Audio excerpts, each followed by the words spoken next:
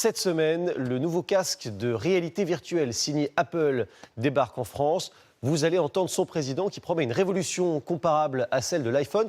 Pourtant, ce genre de produit n'a pas encore touché le grand public, surtout à cause de son prix. Yannick Hézard, Alexandre Godin et Antoine Pocry nous disent pourquoi ça pourrait changer. Chaque matin, Jean-Baptiste, créateur de vidéos sur Internet, commence sa journée de télétravail par le même rituel. Un café, puis au lieu d'allumer son écran d'ordinateur, il enfile ce masque de réalité augmentée pour voir apparaître devant lui des écrans virtuels. On n'est plus limité par des écrans physiques, mais on peut en avoir 3 comme ici, voire 10 si on préfère, et même en mettre au plafond si on veut. Pas de souris, pas de clavier. Pour naviguer, tout se fait avec le regard et les mains. Et quand il veut se concentrer, il s'isole virtuellement au sommet d'une montagne.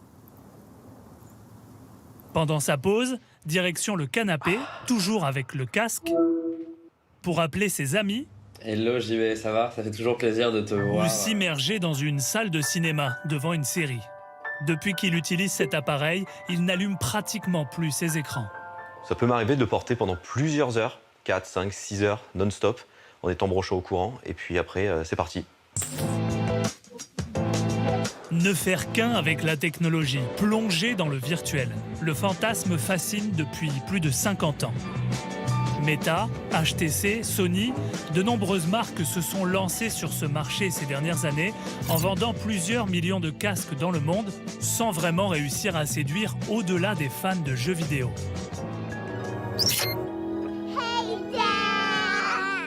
Dernier arrivé dans la course, l'américain Apple.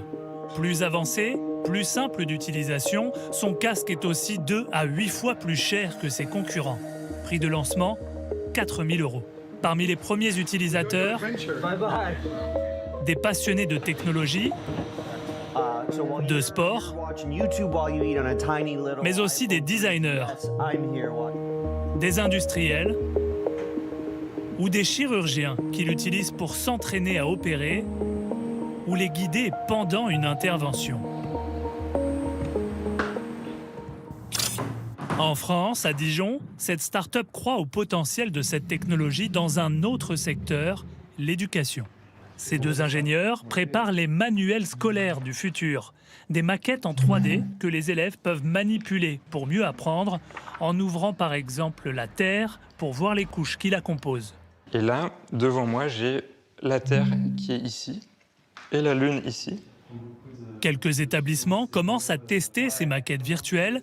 L'un d'entre eux vient même de commander des casques pour équiper certaines classes à la rentrée. Ce qu'on comprend du cerveau aujourd'hui, c'est qu'on a besoin de voir les objets et de les manipuler. Ça permet aux élèves de comprendre plus facilement et ça permet surtout aux enseignants de transmettre plus facilement toutes ces notions en maths et en sciences qui, d'habitude, sur le papier, restent bien trop abstraites et difficiles à comprendre.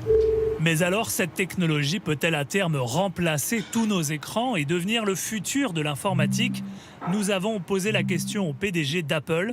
Il en est persuadé, mais estime que cela prendra encore du temps. Je vois ça comme une première étape fondatrice. Exactement comme le premier ordinateur Mac avait révolutionné l'informatique personnelle et l'iPhone a révolutionné l'informatique mobile. Maintenant, nous ouvrons la voie de l'informatique spatiale. Bien sûr, cela ne remplacera pas tout de suite tous ces appareils, mais nous voyons vraiment ça comme le début d'un nouveau chemin.